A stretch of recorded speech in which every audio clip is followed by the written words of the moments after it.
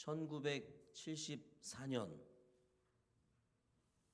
필리핀의 한 작은 섬에서 오노다 히로라고 하는 일본 군인이 발견이 됩니다. 그는 2차 세계대전 당시에 22살의 젊은 장교로 필리핀의 루방섬이라고 하는 곳에 파견되어서 전쟁에 참여하는데, 그런데 1945년 8월 15일 전쟁이 끝이 나잖아요. 그렇죠? 전쟁이 끝이 나고 그리고 모두가 투항하고 모두가 돌아가는데 이 사람만 투항하지 않고 깊은 정글로 숨어듭니다. 일본이 망했다는 것을 믿을 수 없었던 거예요. 일본이 전쟁이 졌다는 것을 믿을 수 없었던 것이죠. 그래서 다음 해에 이듬해에 부하들이 찾아갑니다. 전쟁이 끝났습니다. 근데 믿지 않아요. 전쟁이 끝난 것을 믿지 않아요. 그래서 그 이후에 일본 각계각층에서 이 오노다 히로를 돌아오게 하려고, 이제 전쟁이 끝났으니까요. 돌아오게 하려고 여러 방법을 동원했어요. 심지어 가족도 갔어. 가족이 가서 전쟁이 끝났다, 돌아와라. 그랬음에도 이 사람은 미군이 자기를 지금 속이고 있는 거다, 이렇게 생각하고 전쟁이 끝나지 않았다고 믿었습니다. 그러니까 나오지 않은 거죠. 그러다가 1974년에 그 직속상관이 찾아갑니다. 직속상관이 그곳에 찾아가지고 투항 명령서를 전해줍니다. 투항 명령서. 그래서 그 사람이 그 투항 명령서를, 직속상관이 찾아갔으니까 그 명령서를 받고서야 정글에서 나옵니다. 29년 만에, 전쟁이 끝난 지 29년 만에 루방섬에서 나오게 돼서 일본으로 돌아오게 하죠. 일본으로 돌아온 오노다는 어떤 대우를 받았을까요? 위대한 영웅이다. 위대한 군인이다. 위대한 군인이요, 영웅으로 일본에서 추앙받게 되었어요. 여러분 어떻습니까? 여러분 어떻게 생각하십니까? 이 사람에 대해서. 치열한 애국 정신과 애족하는 마음이 감동으로 다가오십니까? 아니면 헛되이 보낸 세월, 그가 헛되이 정글에서 보낸 29년이라는 이 세월, 이것 때문에 한심하고 참 안타까운 마음, 어떤 마음이 여러분 느껴지십니까? 시대착오라는 말이 있어요. 시대착오. 들어보셨죠? 네, 시대착오라는 말이 있어요. 시대가 바뀌었는데 새로운 세상이 왔어요. 새로운 세상이 왔는데 새로운 세상, 그 변화된 시대를 모르고 예전 상태를 고집하는 거예요. 그러면서 살아가는 것, 그래서 시대착오라고 해요. 그래서 시대착오적이다, 그런 말들을 하잖아요. 그죠? 지금 세상이 어떤 세상인데 그런 말을 하느냐, 그런 행동을 하느냐, 그렇게 살아가느냐, 이런 말이에요. 그래서 오노다 히로라고 하는 이 사람은 이 바뀐 시대를 거부하고 29년을 전쟁 군인으로 살았습니다. 사람마다 생각은 물론 다르겠습니다만 저는 생각해보면 그는 영웅은 아닌 것 같아요. 영웅이 아니라 그저 새로운 시대를 받아들이지 못하고 29년이라는 30년에 가까운 이 세월을 허비한 사람인 거죠. 딴 세상 속에서 사는 거예요. 자기 혼자. 아주 안타까운 거죠. 그러나 어찌 보면 정말 안타까운 사람들은 그리스도인일지도 모르겠다 하는 생각이 듭니다. 왜냐하면 성경에서 말하는 놀랍고도 큰 비전과 역사의식, 그러니까 역사의식은 뭡니까? 시대가 어떻게 흘러가고 있구나 하는 것이 이제 역사의식이죠. 그런 것을 잘 모르고 하나님의 역사 속에서 무슨 일이 뭐가 일어나는지를 잘 몰라. 그리고 하나님이 이 역사 속에서, 인간의 역사 속에서 무슨 일을 하고 계신지를 잘 몰라요. 그래서 오노다 히로처럼 그냥 정글에서, 전쟁에서 살아남기 위해서 치열하게 삽니다. 치열하게 살아요. 무기가, 그 사람이 그때 정글에서 나오면서 무기를 갖고 나왔는데, 자기가 가지고 있는 무기를 갖고 나왔는데 당장 써도 아무렇지도 않을 정도로 정비를 정말 너무 잘했어요. 검도 한 자루 있었는데 날이 막 잘 서가지고 선 검이 막 녹슨 검이 아니고 늘 이 검을 가른 거죠, 그죠? 치열하게 살아가긴 하는데 열심히 최선을 다해서는 살아가긴 하는데 결국은 시대가 바뀌었는데도 그 바뀐 시대에 어울리는 꿈과 삶이 아닌 지나간 시대에 속해 사는 모습, 그것이 오늘날 많은 그리스도인들 또 우리의 모습일 수도 있겠다 하는 생각을 갖게 되는 것이죠. 그러면 우리 그리스도인이 가져야 될 역사의식은 그러면 무엇일까요? 그것이 바로 예수께서 선포하신 하나님 나라가 가까이 왔다는 의식입니다.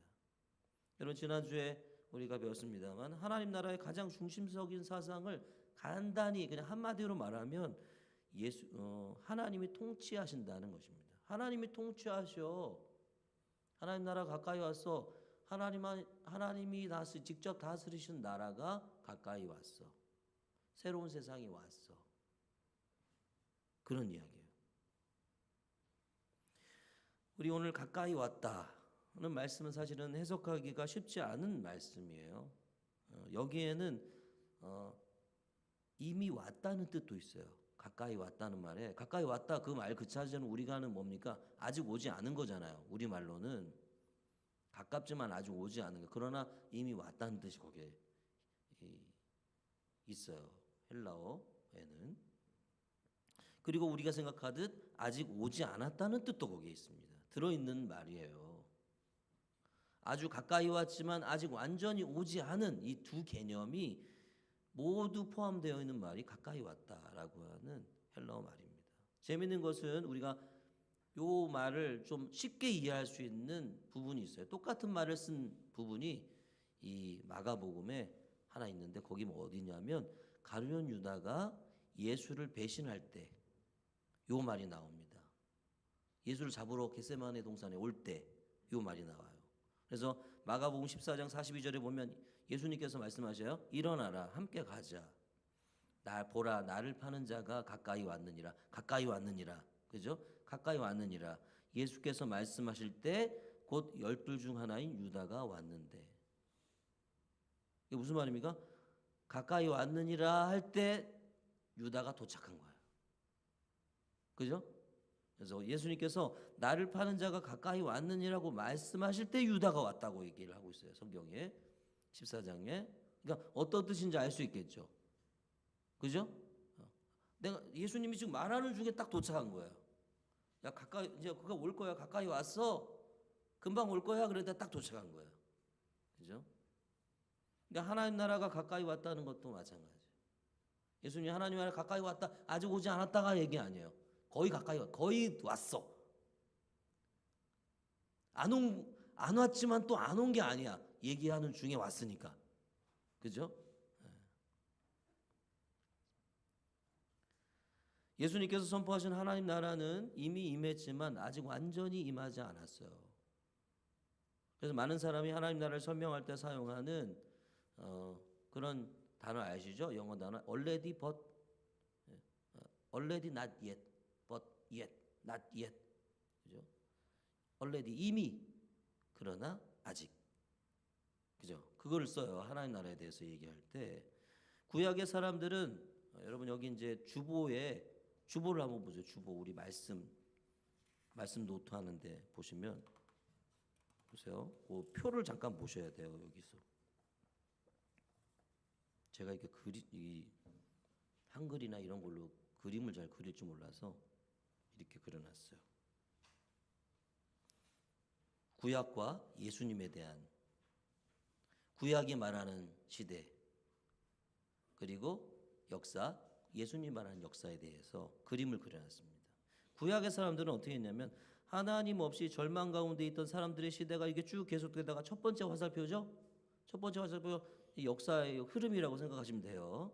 주보에 이게 쭉 이 사람들 이 하나님 없는 사람들 시대가 쭉 계속 진행되다가 위에서 화살표가 뚝 떨어지죠. 이게 뭡니까? 주의 날이 임하는 거예요. 주의 날이 임하면 이 시대가 딱 끝나고 새로운 시대 두 번째 화살표 새로운 시대가 열린다고 생각했어요. 이 구약 사람들의 구약 시대의 사람들의 역사 의식이에요. 그죠? 시대가 쭉 우리가 살아가는 시대가 쭉 계속되다가 주의 날이 오면 주님이 딱 임하실 때 이 세상은 딱 끝나고 우리가 살아가는 세상은 끝나고 새로운 세상이 시작된다는 거예요. 그래서 이해되시죠? 어렵진 않죠, 그죠? 그래서 깨지고 망가진 시대는 주님이 오시는 주의 날, 지난주에도 얘기했죠. 주의 날이 임하면 새 하늘과 새 땅. 신천지가 이걸 사용해가지고 이상한 말이 됐는데 새 하늘과 새 땅, 신천지, 그죠? 이게 이상한 말은 아니에요 원래. 새 하늘과 새 땅, 새로운 시대로 이제 바뀔 거다 이렇게 생각했단 말이에요. 특별히 또 이 1세기 때는 메시아가 오시면 어떤 메시아요? 온 세상을 통치하는 우리 지금 식민지의 지배를 받고 있는 이 시대가 끝나고 그가 왕이 되어가지고 온 세상을 다스리는 그런 나라가 될 것이다 이렇게 소망했단 말이에요. 그러니까 그게 구약 시대 역사 의식이에요. 그러나 예수님은 좀 다르게 얘기했어요. 예수님께서 오시고 죽으시고 부활하신 사건을 통해 하나님 나라가 도래했어요. 첫 번째 화살표 밑에 위에서 쭉 내려왔죠. 그죠? 이 시대는 계속돼. 예수님이 오셨어. 근데 하나님 나라가 왔는데 새로운 세상이 되지는 않았어요. 계속되고 있어요. 이전 시대가 끝이 나는 것이 아니라 하나님 나라와 위에 있는 선과 밑에 있는 선이 화살표가 겹치죠. 그죠? 예수님이 오시는데 첫 번째 화살표에서 겹쳐요. 끝나는 게 아니야. 여기서 겹쳐 있어요. 공존합니다. 그죠? 지금은 어떤 시대예요? 하나님 나라의 시대와 이 시대가 공존하는 시대예요. 같이 있는 시대예요. 그래서 이 공존은 언제 끝나냐? 예수님이 재림하실 때. 그죠? 그래서 밑에 있는 화살표가 첫 번째 화살표가 딱 끝나죠? 그죠? 그때 위에서 내려오는 화살표가 뭐예요? 재림이에요. 예수님이 재림하실 때. 세상이 끝이 나고 그때 이거 제가 잘못 그렸습니다. 두 번째 화살표는 없는 거예요. 밑에 거에서. 그죠? 이해되십니까? 두 번째 밑에 줄에서 두 번째 화살표는 없는 거예요. 왜냐하면 이 세상 끝이 나기 때문에 예수님의 재림이지 끝나는 거예요. 그래서 이것을 어려운 신학 용어로 종말론적 이중 구조라고 합니다. 종말에 대한 이중적인 설명이다 그런 거죠. 쉽게 말하면 여러분 이 구조, 그러니까 여러분 여기 어떻게 됩니까? 위에 거는 이렇게 돼 있고 이렇게 돼 있나 우리 보시기에 이렇게 돼 있고, 그죠? 밑에 거는 이렇게 돼 있잖아요. 가운데 네모칸을 하나 두고 위에가 이렇게 겹쳐 있단 말이죠, 그죠? 요게 이 예수님이 우리에게 얘기하신 이 역사의 흐름이에요. 그러니까 우리가 살고 있는 지금은 예수님께서 이미 오셨어요. 그러나 아직 다시 오지 않은 시대죠, 그죠? 오셨다가 올라가시고 아직 안 오셨어요. 이 시대와 새 시대가 겹쳐 있는 중간 시대인 거예요, 중간 시대. 그래서 우리가 양쪽에 속해 있는 거예요. 우리는 하나님 나라에도 속해 있고 이 세상 나라에도 속해 있는 이게 성경의 가르침입니다. 우리 육신은 이 시대에 속해가지고 육신을 입고 이 세상을 살아가요, 여전히. 그죠?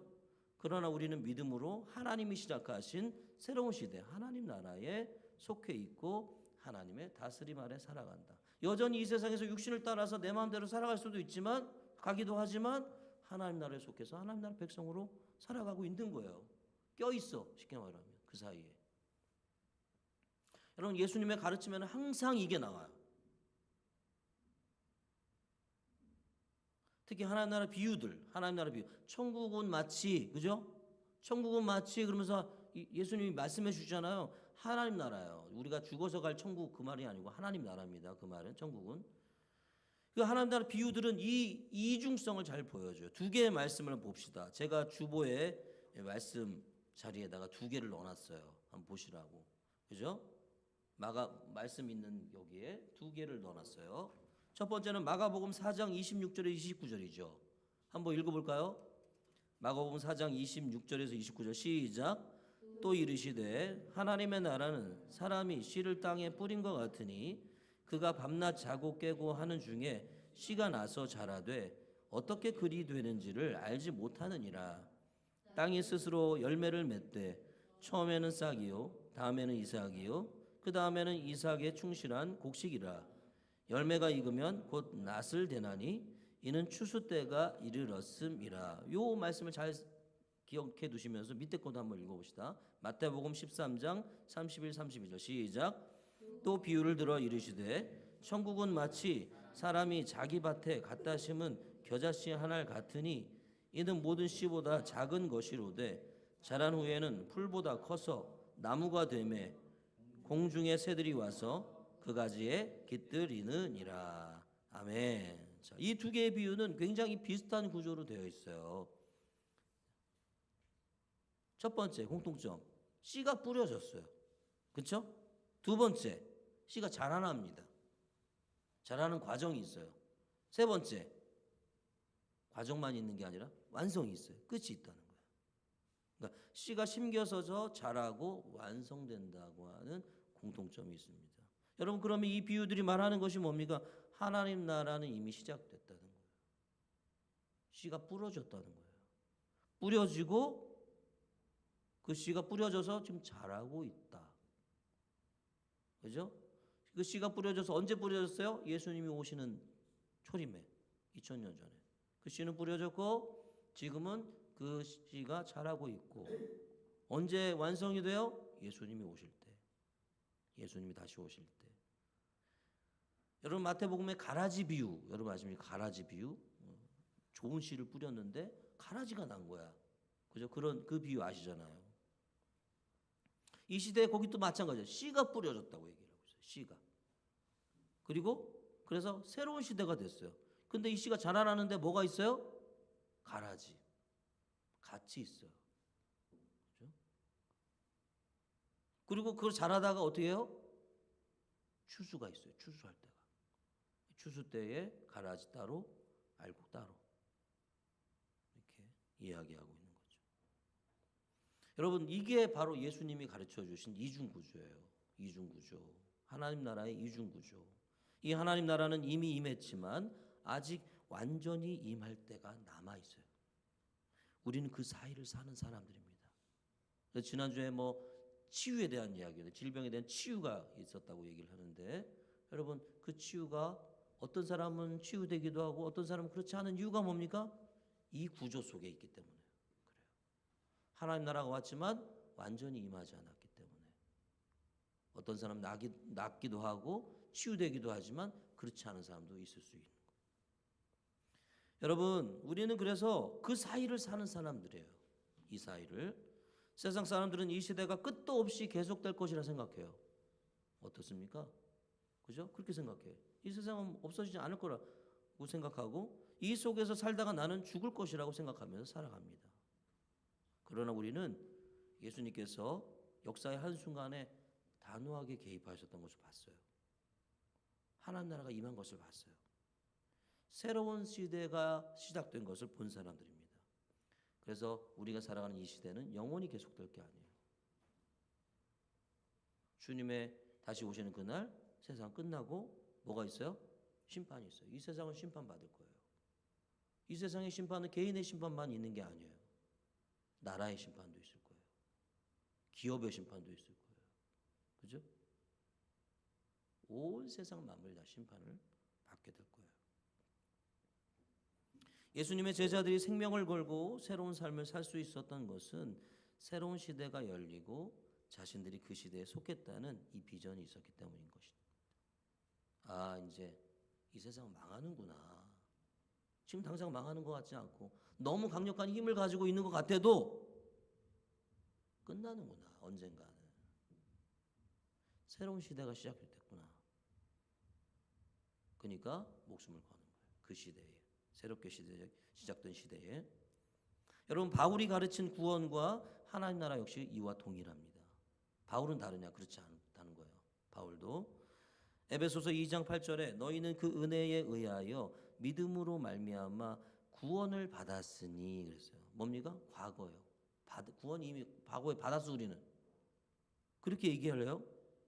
근데 고린도전서 1장 18절에는 십자가의 도가 멸망하는 자들에게는 미련한 것이요 구원을 받는 우리에게는 현재 진행형입니다. 시제가. 구원을 받고 있대. 무슨 소리야? 받았다 그랬잖아. 구원을 받고 있는 우리는 현재로 얘기를 하고 있어요. 디모데후서 4장 18절에는 주께서 나를 모든 악한 일에서 건져내시고 또 그의 천국에 들어가도록 구원하시리니, 무슨 말이야? 미래를 이야기했어. 미래. 구원하실 거야, 그렇게 얘기하고 있단 말이에요. 아직 되지 않은 미래의 이야기를 하고 있어요. 바울이 왜 이래? 좀 생각이 이상해진 거 아니야?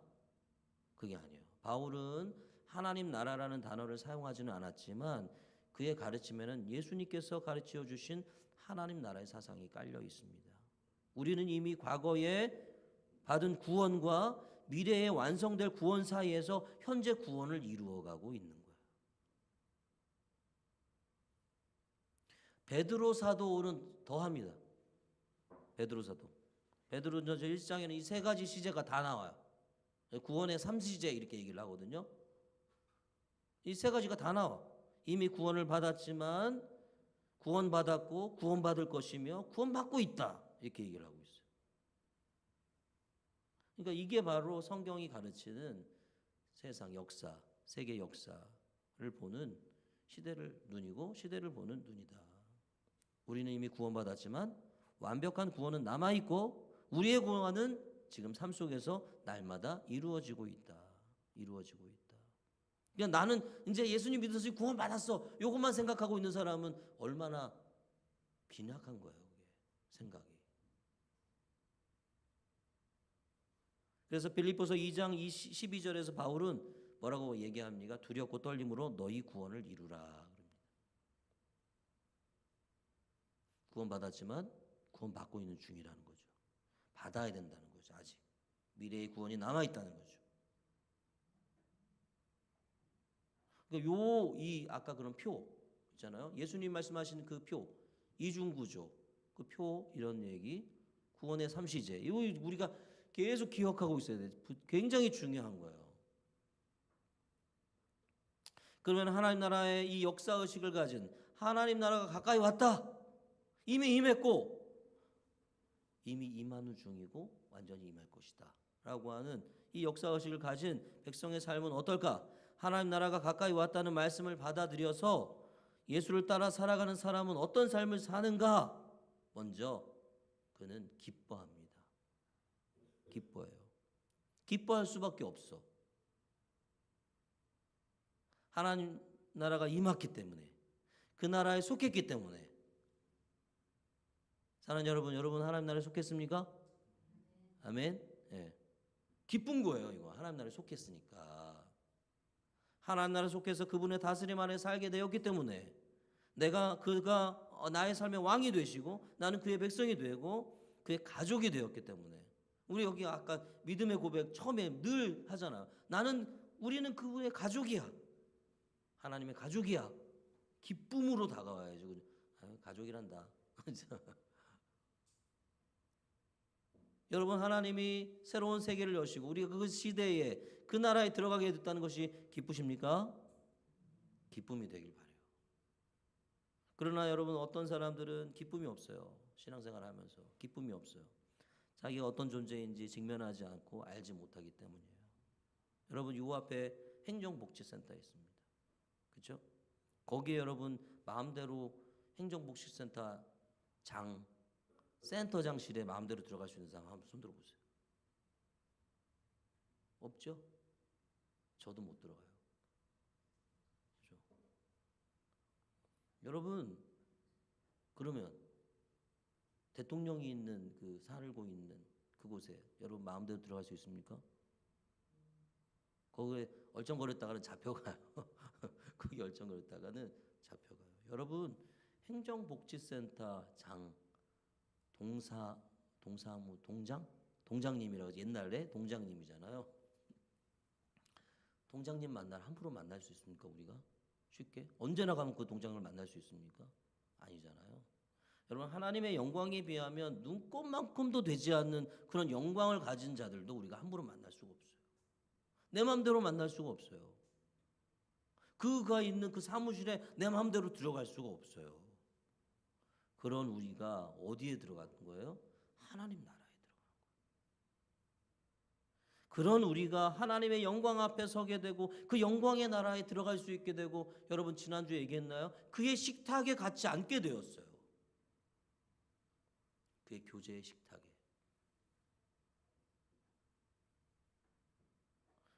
그게 기쁘지 않다고 한다면 하나님의 나라가 얼마나 영광스러운 곳인지, 그곳에 들어가는 것이 얼마나 감격스러운 일인지를 전혀 모르는 거예요. 아니면 내가 어떤 존재인지를 모르는 거예요. 동장실에도 함부로 못 들어간 존재라는 걸 모르고 내 대단한 사람이라고 생각하는 것일지도 모르겠죠. 여러분, 우리가 하나님 나라의 식탁에 앉을 자격이 있습니까? 하나님이 우리를 굳이 당신의 식탁에 앉혀야 될 이유가 있느냐 말이에요. 그런데 하나님이 우리를 부르시잖아요. 그죠? 보잘것없고 자격도 없고 가치도 없는 우리를 하나님 부르세요. 종으로 부르신 것도 감사한데 아들로 부르시잖아요. 그죠? 또 아들이라고 그래서 딸은 왜 안 부르냐 그런 게 아니라, 그죠? 통칭하는 말이죠. 그 자녀를 아버지라고 부르게 하시잖아요. 그래서 그 나라를 어떻게 해야 상속해 주신대요. 상속. 그 나라의 상속은 아마 상속세가 없을 것 같아요. 우리나라는 상속세 이런 거 너무 많이 내니까 안 받으려고 아예 받지도 않고 뭐 어떻게 편법으로 어떻게 하고 그러는데, 여러분 하나님 나라를 상속해 주신대요.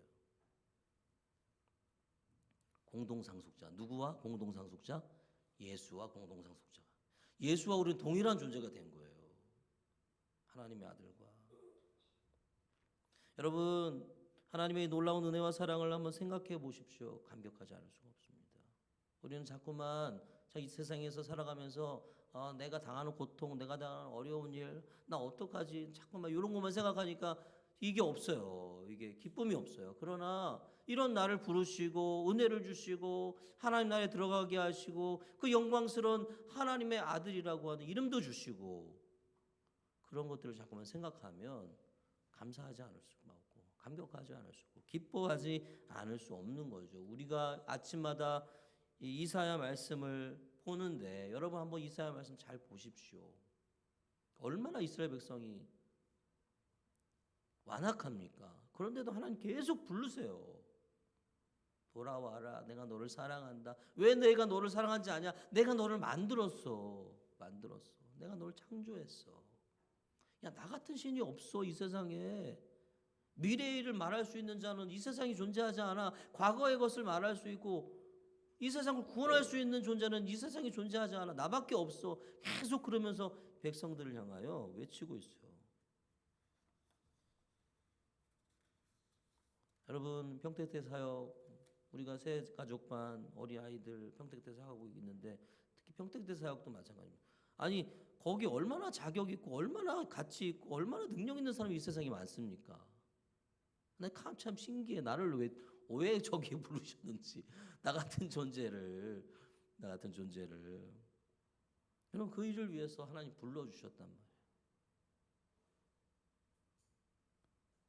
근데 여러분, 만약에 그리스도인이 이런 감격이 사라지는, 늘 하나님 앞에서 감격하는 경험이 사라지면 그 사람은 이미 영적으로 좀 심각한 위기 상황이 있는 건지 모르겠습니다. 하나님이 주신 놀라운 은혜에 대한 감격, 우리 가운데 있기를 간절히 소망합니다. 하나님 나라에 들어간 사람들은, 하나님 나라 이 역사의식을 가지고 있는 사람은 기뻐해요. 감격해요. 즐거워요. 우리의 삶이 이렇게 기쁨과 감격으로 넘치는, 날마다 하나님 앞에서 하나님의 영광을 보면서 감격할 수 있는 그런 삶이 되기를 소망합니다.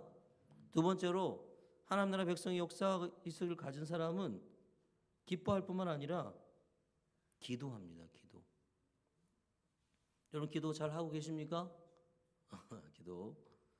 여러분, 씨앗이 이미 떨어졌기 때문에 우리는 그 씨앗을 마음에 품고, 이제 내가 지금 이 씨앗이 이제 자라가잖아요. 그죠? 자라간단 말이에요. 어떻게 살아야 할지를 생각하게 돼요. 이제 나는 하나님 나라에 들어갔으니 나 이제 어떻게 살까? 그 나라의 백성으로 어떻게 살까? 생각하기 시작합니다. 소극적으로는 이제 그 나라에 부끄럽지 않게 살아야 되겠구나. 그 나라 백성으로, 그렇죠?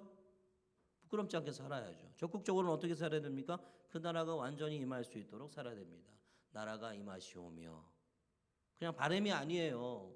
그 기도는 주님의 나라가 완전히 임했으면 좋겠습니다. 이런 그냥 단순한 바람이 아니에요. 나 그 나라가 임하도록 내가 애를 쓰겠습니다. 일하겠습니다.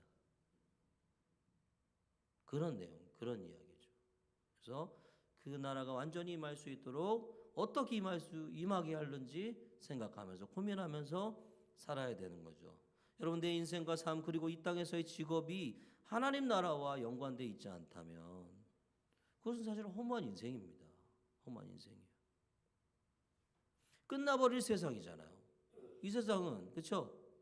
이 세상 끝나버릴 세상이란 말이에요. 망할 세상이란 말이에요. 거기에 투자하는 것과 다름이 없어요. 다음 달에 망할 그 기업을 위해서 몇 천억, 몇 백억을 쓰시겠습니까? 멍청한 사람이죠. 정글 속에서 이미 끝난 전쟁을 혼자 수행했던 오노다 히로, 한번 생각해 보십시오. 얼마나 속된 말로 멍청합니까? 새로운 세상을 받아들이지 않고 알려고 하지도 않고 헛된 인생인 거죠. 헛된 인생이에요. 그러므로 여러분, 우리의 인생을 없어질 것에 뿌리 내리면 안 되는 거죠. 없어질 이 세상에 뿌리를 내리면 안 돼요. 완전히 그리고 영원히 올 나라, 하나님 나라를 생각하면서 그 나라가 임하기 위해 내 인생을 어떻게 살까를 생각해야 되는 것이죠. 그래서 우리는 기도하게 되는 거예요. 비전을 받기 때문에 하나님 나라가 이 땅에 임하는구나, 임했구나. 그 시대를 봤기 때문에 인생을 허무하게 낭비할 수 없다는 것을 알았기 때문에 그렇습니다. 그죠? 그 역사의식과 그 나라에 기반하지 않는 사람은 허무한 거예요. 하나님 나라가 자라가는 과정에서 내가 감당해야 될 것이 무엇인지 고민하고 기도하는 것입니다. 하나님 나라에는 일꾼이 필요해요. 예수님 그러셨잖아요. 희어져 추수할 것이 많으니 일꾼을 보내달라. 보라, 희어서 추수할 때가 됐다. 일꾼이 없다. 주님이 말씀하셨습니다. 우리가 그 일꾼이 되어야 되겠습니다. 사랑하는 여러분, 저와 여러분 기도하면서 하나님 나라 위하여 무엇을 할지 기도하면서 하나님 나라의 일꾼이 될 수 있기를 간절히 소망합니다. 마지막으로 하나님 나라 백성은, 역사의식을 가진 사람은 기대합니다. 기대. 뭘 기대합니까? 그 나라가 완전히 임할 것을 기대합니다. 소망합니다. 여러분, 우리는 이 세상 불완전한 세상 속에서 살아가죠. 하나님을 거부하고 하나님 없이 세워진 세상이니 그럴 수밖에 없습니다. 그 세상과 하나님 나라가 겹쳐 있어요. 때로는 우리가 기쁨도 만끽하고 하나님 감격하기도 하고, 그리고 하나님 나라의 놀라운 다스림 속에서 영광을 보기도 하지만 또 때로는 이 세상 살아가면서 실패를 경험하기도 하고 아픔을 경험하고 고난과 고통의 길을 걷기도 하고 사망의 음침한 골짜기를 걸어가는 시기도 있을 수도 있고, 그죠? 불완전하니까요. 심지어 여러분, 교회 공동체 안에서도 어려움을 당할 수가 있습니다. 그렇잖아요. 관계 때문에 어려움 당하고. 그래서 교회를 떠나는 사람도 있고, 교회를 떠나지는 않지만 마음에 깊은 상처를 안고 겨우겨우 신앙생활 해가는 그런 사람도 있게 되는 거죠. 그러나 하나님 나라가 완전히 임할 것을 알고 이 하나님 나라의 비전을 품게 되면 그 아픔과 상처가 뭐로 연결됩니까? 소망으로 연결됩니다. 소망으로. 하나님 나라의 비전을 품는다고 상처받지 않는 것은 아닙니다. 어디서 든 사람은 상처받을 수 있죠. 교회에서든 어디에서든. 그러나 그것은 하나님 나라를 향한 간절한 소망으로 연결되죠. 그리고 그 나라를 기다리며 기대하게 되는 것입니다. 이 세상은 내가 기대할 곳이 안 되는구나 한 걸 또 발견하게 되는 거예요. 내가 기대하고 소망해야 될 것은 어디예요? 하나님 나라. 그죠? 하나님과 그 하나님 나라. 이 기대와 소망이 우리에게 이 땅의 삶이 주는 고통, 또 그리스도인으로서 살아가는 삶의 고난을 이길 수 있는 힘을 준다고 성경은 우리에게 이야기해 주고 있습니다. 그러므로 이런 기대감이 없다, 하나님 나라를 향한 기대감이 없다, 하나님 나라를 소망하지 않는다 하고 그런 그리스도인은 어떻게 보면 하나님 나라 백성이라고 말할 수가 없는 거죠. 하나님의 뜻이 내 백성을 불러서 그 나라에 들어오게 하는 건데, 백성이라고 하는 자가 그 나라를 향한 소망이 없다 그러면 하나님 나라 백성이 아닐 수 있죠. 사랑하는 여러분, 참 고통과 어려움의 이 세상 속에서 살아가면서 하나님 나라와 꼭 연결될 수 있기를 간절히 소망합니다. 그리고 하나님 나라를 소망할 수 있기를 바랍니다. 이 세상에서 억울한 일 당할 때마다 하나님 나라를 바라봐야 되는구나. 하나님밖에 없구나. 그것을 깨닫고 하나님을 향해 하나님 앞으로 나아갈 수 있는 그런 삶이 될 수 있기를 간절히 소망합니다. 사랑하는 여러분 어떤 삶을 살기 원하십니까? 오노다 히로와 같은 그런 삶을 사시겠습니까? 이미 다 끝났는데, 이미 다 끝나고 평화를 누리는 시대가 왔는데 아직도 전쟁하겠다고 칼을 갈고 수류탄을 막 정비하고 총을 정비하고 그 지나가는 사람 다 쏴 죽이고 30여 명 죽였다 그러더라고요. 그 사람이. 전쟁이 끝난 이후에 민간인과 군인, 경찰들을 30여 명을 죽였다 그래요. 혼자 전쟁하고 있는 거예요. 그 산속에, 정글 속에서. 그런 삶을 살면 안 되잖아요, 우리는. 그죠? 아니면 예수님께서 선포하신 하나님 나라가 임했다는 이 말씀을 받아들이고 예수님의 비전을 보고 하나님 나라의 비전을 따라 살아가는 삶을 사시겠습니까? 오늘 우리 모두가 오늘 예수께서 선포하신 하나님 나라의 비전을 품고 새로운 시대가 시작되었다는 역사의식을 가지고 살아갈 수 있기를 간절히 소망합니다. 기억하십시오. 하나님 나라 백성은 어떻게 산다고요? 기뻐합니다. 기뻐합니다. 그리고 하나님 나라 백성은 기도합니다. 그리고 하나님 나라 백성은 기대합니다. 우리 하늘가족 교회 공동체가 이 하나님 나라의 새로 시작된 새로운 시대, 하나님 나라에 들어갔음에 기뻐하고, 그리고 그 나라를 세우기 위해 이 땅에서 내가 무엇을 하며 살 것인지 기도하면서 여전히 불완전한 세상 속에서 고통과 고난이 있겠지만 완성될 하나님 나라를 소망하며 살아가는, 기대하며 살아가는 하나님 나라 백성의 삶을 살아가는 공동체가 되기를 주님의 이름으로 간절히 축원합니다. 아멘. 이 시간 다 같이 함께 기도하는 시간 가집시다. 잠시 기도했으면 좋겠습니다. 말씀을 생각하면서 하나님, 새로운 시대가 왔다고 했습니다. 이미 왔고 이미 진행되고 있고 결말을 향해 가고 있는 그 중간의 시대에 우리가 살고 있는데 하나님 이 사실을 꼭 기억하게 하시고 하나님 나라가 새로운 시대가 왔음을 꼭 기억하게 해주시고 기쁨의 삶을 살게 해주십시오. 그리고 기도하게 하여 주시옵소서. 어떻게 살아가야 될지, 그리고 그 나라를 최종적으로 소망하고 기대하게 하여 주시옵소서. 이렇게 하나님 나라의 백성의 삶을 아름답게 살다가 우리가 소망하는 그 나라가 임했을 때 주님 앞에 서서 얼굴과 얼굴을 맞대어 주님을 바라보고 주님을 만나고 이렇게 손 한번 만져볼 수 있었습니다. 주님이 우리를 위해서 우리의 형상으로 좀 나타나셨으면 손 한번 이렇게 딱 만져보고 싶다. 주님의 손이 어떠실지 그런 은혜와 그런 삶을 살아가는 우리가 되게 해주십시오. 이렇게 다 같이 한번 이 시간